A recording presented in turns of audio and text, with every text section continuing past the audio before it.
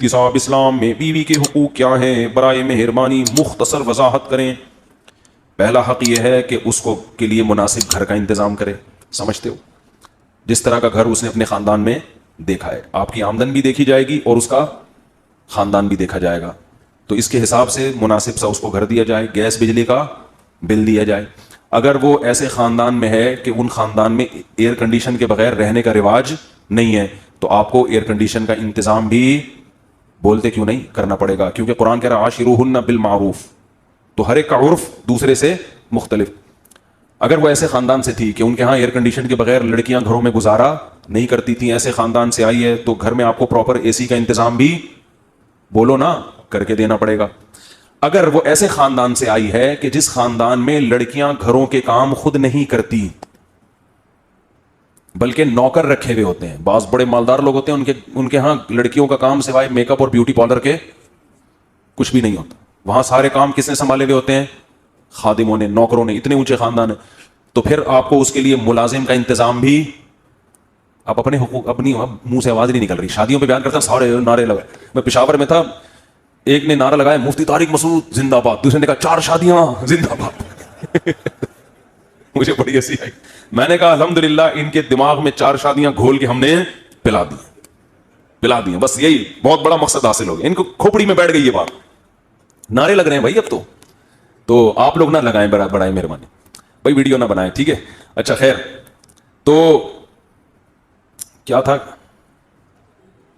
تو اگر وہ ایئر کنڈیشن میں رہنے کی عادت ہے اس کو، تو آپ کو اے سی کا انتظام کر کے دینا پڑے گا۔ اگر نہیں عادت ان کے گھر میں نہیں ہے تو پھر ضروری بھی نہیں، آپ پہ بھی لازم نہیں ہے۔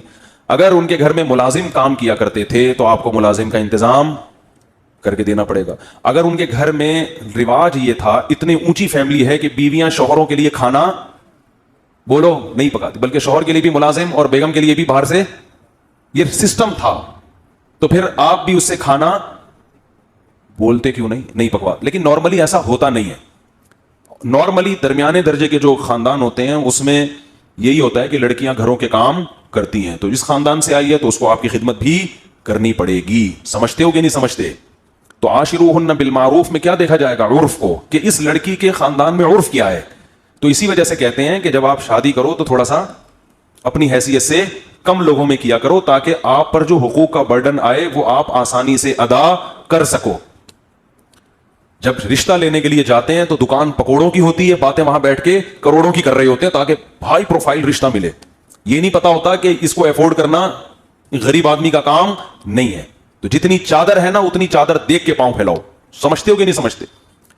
تو خلاصہ یہ کہ اس کو گھر پرووائڈ کرنا، گیس بجلی کا بل دینا، یہ کس کی ذمہ داری ہے؟ آپ کی۔ اگر آپ نے اس کو الگ کمرہ دیا، پھر بھی ساس اور نند کی بے جا مداخلت ہے، ایک مداخلت بے جا نہیں ہوتی، جائز مداخلت ہوتی ہے، ایک ہے بے جا۔ بے جا کا کیا مطلب ہے؟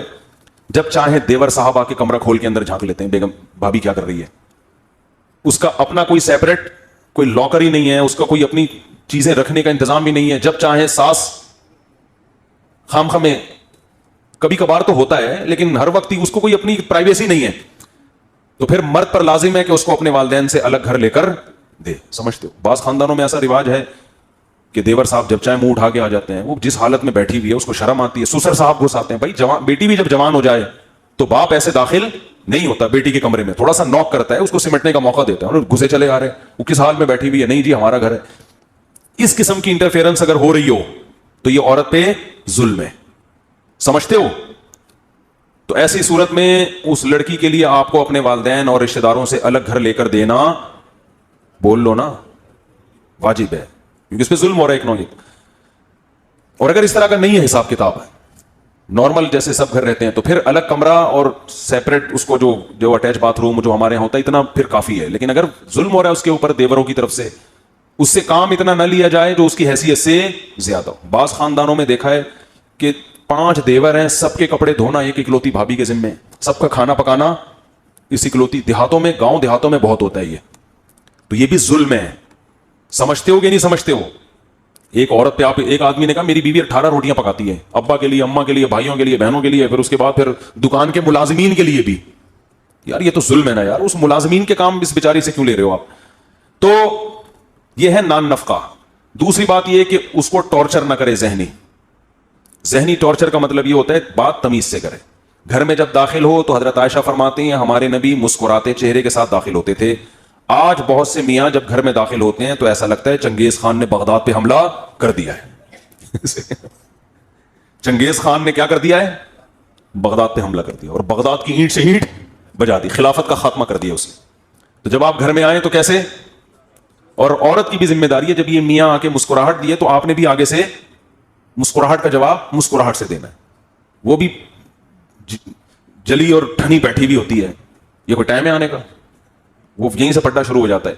تو محبت کا کبھی کبھار اس سے اظہار کرے. ہمارے نبی امی عائشہ جہاں سے پانی پیا کرتی تھیں گلاس میں برتن میں, ہمارے نبی بھی وہیں سے منہ لگا کے پانی پیتے تھے, سمجھتے ہو. اور تھوڑی بہت اس کی خامیوں کو مرد کیا کرے؟ برداشت, کیونکہ نبی کی صحیح حدیث ہے کہ عورت پوری سیدھی نہیں ہو سکتی. اس کی خامیوں کو برداشت کرو گے تو گھر چلے گا. برداشت کی پالیسی ختم ہو گئی تو عورت 100% صحیح نہیں ہوگی بلکہ گھر ٹوٹ جائے گا. سمجھتے ہو بات کو؟ تو کیا کرنا ہے؟ ایک حد ہے, ایسا نہیں کہ وہ بیچ کے کھا گئی آپ کو, بینک میں رکھوا دیا کہ یہ قسطوں پہ گاڑی چاہیے, رہن کے طور پر میرا میاں رکھا ہوا ہے آپ نے, ٹھیک ہے نا. تو یہ پراپر, یعنی کبھی کبھار محبت کا اظہار کرے, اس سے تمیز سے بات کرے. گھر میں گدھوں کی طرح چیخے بولتے کیوں نہیں. ایک آخری بات میں اہم کر دوں, اگر اس میں کوئی عیب ہے تنزیہ لہجے میں اس کی اصلاح نہ کرے. یہ بہت بڑا فالٹ ہے آج کل مارکیٹ میں.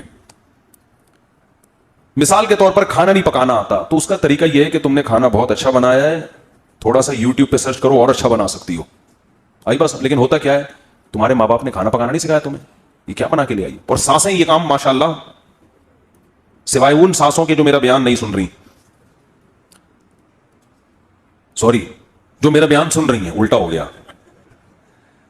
جو سانسیں میرا بیان سن رہی ہیں ان کے علاوہ جتنی سانسیں ہیں, جب وہ بہو میں کوئی عیب بیان کرتی ہیں تو طنز کا عنصر اس میں زیادہ. مثال کے طور پر کھانا نہیں, کدو صحیح نہیں گلے, تو وہ یہ نہیں کہیں گی کہ بیٹا یہ بہت اچھا کھانا ہے, تھوڑا سا اگر ٹیمپریچر زیادہ کر لیتی یا تھوڑا ٹائم اور رکھتی تو یہ اور اچھا بن جاتا. یہ اسٹائلز, وہ ساس کیسی جس کا اسٹائل یہ ہو,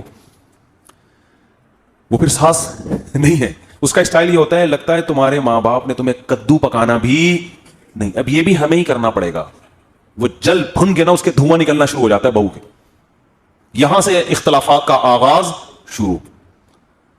تو وہ بیچاری شریف شرفا ہوگی تو چپ رہے گی, اور اگر پڑھی لکھی ہے, کانفیڈنس ہے اس میں, تو ساس کو بھی اینٹ کا جواب پتھر سے. اچھا تمہاری ماں نے سکھا دیا ہوگا, ہم تو بے وقوف ہیں, ہمیں تو کچھ بھی نہیں آتا. یہی ہے, ہاں تمہاری ماں نے تمہیں بہت کچھ سکھایا, ہم تو کیا ہیں, بے وقوف ہیں. یہ پھر اٹھا کے پلیٹ پھینکے گی, خود ہی پکاؤ, آئندہ میں نہیں پکا رہی, جاؤ. وہ جو مکھنچو ہے نا, جس نے میرے بیان سن کے شادی کی تھی, جب وہ شام کو گھر میں آئے گا تو کدو تو ویسے ہی نہیں گلے, وہ کھانا بھول جائے گا. پھر اماں سے پوچھے گا, ماں بتائے گی یہ اس نے مجھے بدتمیزی کی, مجھے میری ماں کا تانا دیا ہے. اول ایک تو غلطی کی, کدو نہیں صحیح پکائے, گلائے نہیں, اوپر سے سوری کرنے کے بجائے کیا کر رہی ہے, پلیٹیں اٹھا کے پھینک رہی ہے. وہ غیرت میں آئے گا, میری ماں جس نے مجھے جنا, جس نے مجھے دودھ پلایا ہے, جس کے مجھ پر احسانات, اور یہ آج جمعہ 8 دن نہیں ہوئی, یہ چاہتی ہے کہ میری ماں سے بدسلوکی کرے. یہ پہلے ہی چنگیز خان بن کے آیا تھا, اب یہ ہلاکو خان کو بھی ساتھ لے کے بیوی کے کمرے پہ اٹیک کرے گا. یہ کیا پڑا ہوا ہے دیواروں کے اوپر, یہ کیا ہے, یہ تماشا بنایا ہوا ہے. وہ یہ دیکھے گی کہ ایک تو میری ساس نے پہلے طنز کیا, اوپر سے میرے شوہر کو بھی میرے خلاف ورغلا رہی ہے. تو وہ دلائل کی دنیا میں جواب نہیں دے گی, وہ اپنی ساس کی کیا ہو جائے گی, دشمن. ابھی اس نے کدو کی پلیٹ پھینکی تھی, پورا پریشر کوکر اٹھا کے شوہر کے سر پہ جا کے پھوڑ دے گی. پھر شوہر مجھ سے پوچھے گا یہ کیا ہو رہا ہے مفتی صاحب, گھریلو مسائل حل نہیں ہو رہے. تو میں اس سے کہوں گا, میں نے کہا تھا کہ جب شادی کرو تو گھر میں ہیلمٹ پہن کے جاؤ. میں پہلے ہی کہہ چکا ہوں کہ گھر میں کیا پہن کے جایا کرو, ہیلمٹ. یہ تمہارا قصور ہے, تمہارا جو سر پریشر کوکر سے پھٹا ہے اس کی وجہ کیا ہے, تمہارے پاس اچھی کمپنی کا ہیلمٹ نہیں ہے. اب کسی کا باپ بھی خدا کی قسم بیٹھ کے حل نہیں کر سکتا کہ اس میں غلطی میری ماں کی تھی یا میری بیوی کی. خدا نے آج تک ایسا کوئی مخلوق پیدا, کیونکہ ادھر سے اس کی سنو گے, اس کی سنو گے, آپ کو پتہ ہی نہیں چلے گا پہل کس نے کی ہے. چڑ پڑ ادھر سے, یہ ادھر سے. پھر گالیاں مجھے دیتے ہیں کہ یار انہوں نے ترغیب دی تھی, یہ ہمارے گھر میں ہو رہا ہے. تو جب طنزیہ کلام شروع ہوتا ہے نا, طنز, تو معاشرے میں اصلاح بولو نہیں. اور ساسوں کی حالت دیکھو, ان کو چاہیے ماڈرن لڑکیاں پڑھی لکھی, اور گھر کے کام ان سے ایسے کروانے ہیں جیسے گاؤں دیہات کی ان پڑھ لڑکیوں سے ہوتے ہیں.